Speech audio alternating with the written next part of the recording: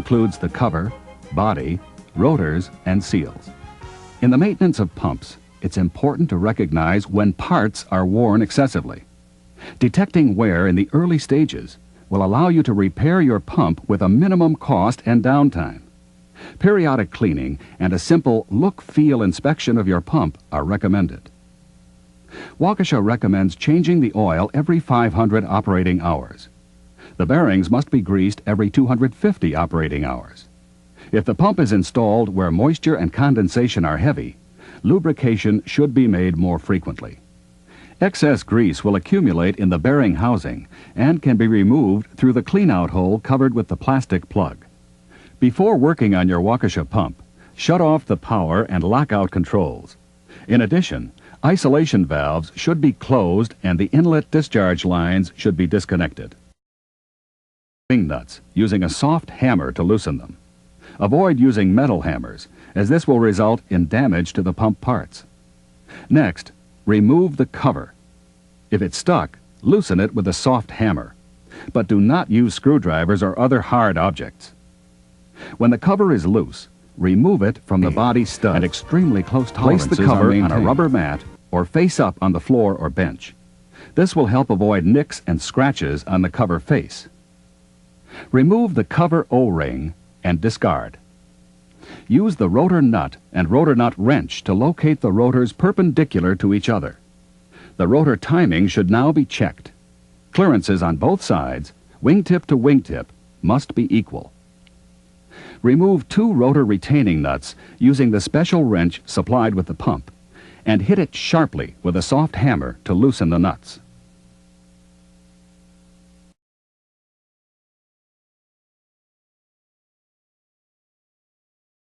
Use the remaining nut and wrench to orient the rotors perpendicular to each other and remove the rotor with both wings exposed first. If the rotors cannot be removed by hand, use a soft hammer and tap on the ports of the body. Remove the rotors and body part way off the studs. Tap the body back.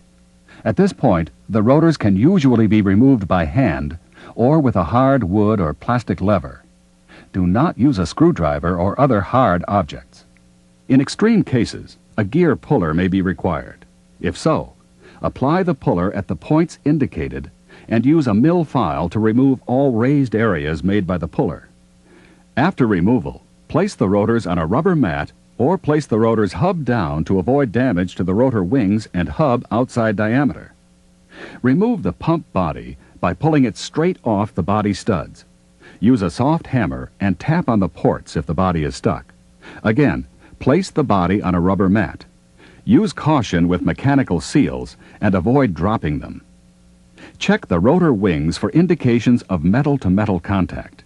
If this condition exists, the pump should be repaired or replaced. Generally, this contact is caused by either a twisted shaft or loose, worn, or mistimed gears. The rotor and shaft spline should be inspected for excessive wear and replaced if worn. Spline wear is commonly caused by a rotor running loose for extended periods. Check the rotor end which locks against the shaft shoulder and shaft shoulder for signs of wear. If this area is worn, a common cause may be extended running with a loose rotor retaining nut or daily disassembly and slamming the rotor in place on reassembly. If worn, it should be replaced, or the shaft should be re-shimmed to maintain the proper back face clearance. The bearing condition should be checked whenever the pump is disassembled. The bearings are failing and should be replaced when movement of either shaft can be detected at the interface of the shaft and the grease seal. Movement can be detected when hand loading the rotor end of the shaft to approximately 30 pounds of force. Gear backlash is excessive if there's any free movement when rotating either shaft without transmitting motion to the other shaft. Report this condition to the maintenance supervisor. As the wear on the gears is at 180 degrees, redo the backlash check 2 times at 60-degree intervals. Generally, the cause for excessive backlash is due to loose or worn gears. All fluid head parts should be cleaned and inspected. Raised nicks and scratches should be removed by using a mill file. The interfaces between the body and the bearing housing control the front and back face rotor clearances, and therefore need to be maintained in a clean and flat condition. Your Waukesha Universal Series pump will accept a variety of product seal arrangements. The single O-ring seal type is simple and inexpensive and is made up of 3 parts for each shaft: the shaft O-ring, body O-ring, and stainless steel sleeve. The body O-ring may be removed by using the special O-ring tool. The O-ring groove should now be checked for damage as well as product or foreign matter. Install a new O-ring as shown, using an approved O-ring lubricant. After removal of the shaft O-ring, clean and inspect the shaft O-ring grooves.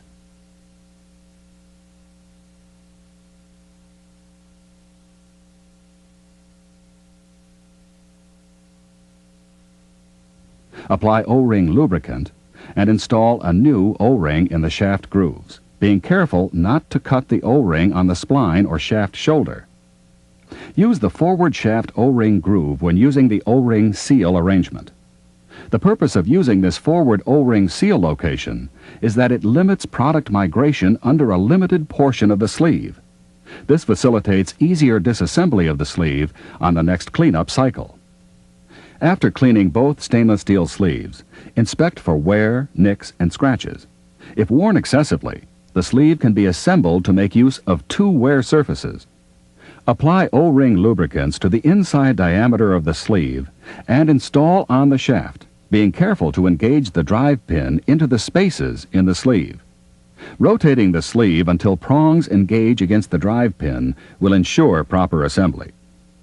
The double O-ring seal arrangement is primarily the same, except a carrier is utilized to handle the second body O-ring. The carrier also has an O-ring to seal between the carrier and the body. Apply an O-ring lubricant to the O-rings and install in the carrier.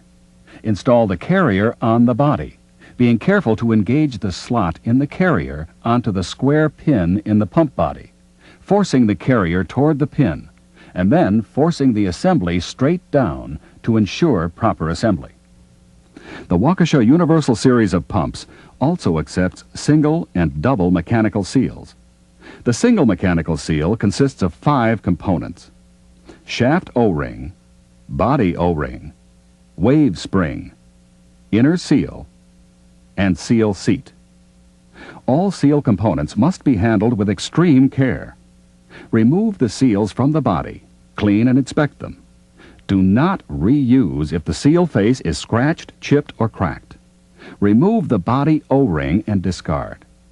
Remove the seal seats and the shaft O-ring. The shaft O-ring should be replaced and the seat cleaned and inspected thoroughly.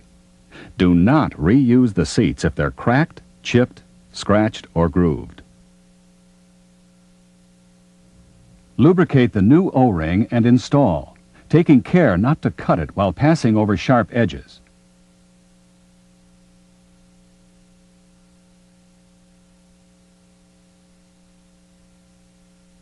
Relubricate and install seal seats, being sure to line up the groove on the rear face with the drive pin on the shaft.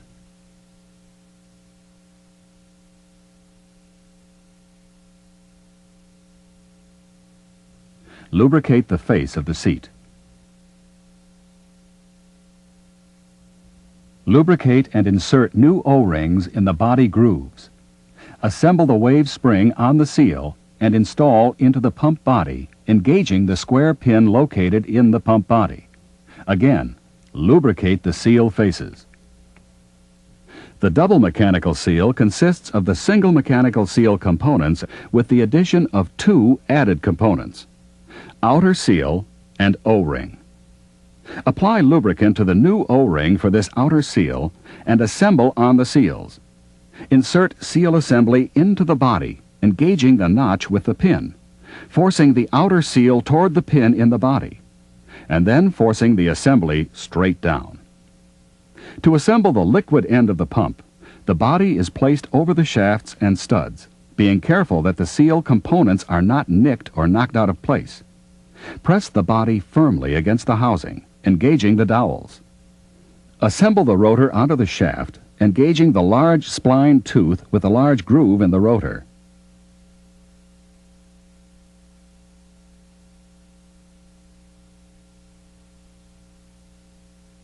Using a nut on this shaft and using the special wrench, rotate the shaft until the rotor wings are in a vertical position. Install the second rotor and secure both rotors using the double rotor retaining nuts. Each of the retaining nuts should be tightened using a special wrench and hitting the wrench handle sharply a few times with a soft hammer.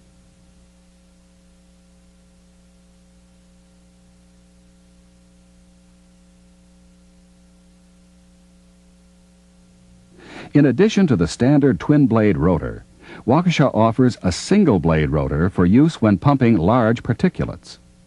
Hold or secure the body in place against the bearing housing and check for proper rotor seating. The rotor wing must be below the body face and can be felt with the fingers or thumb. Install a new O-ring in the cover groove. Stretching of this O-ring often helps it to fit freely into the cover groove. Mount the cover on the studs and push it against the body, being sure the O-ring remains in the groove. Install the wing nuts to the studs and tap each nut with a soft hammer.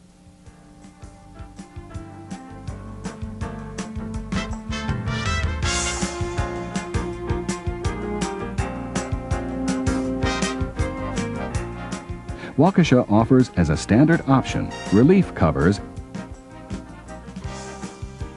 and jacketed covers used to maintain product temperatures.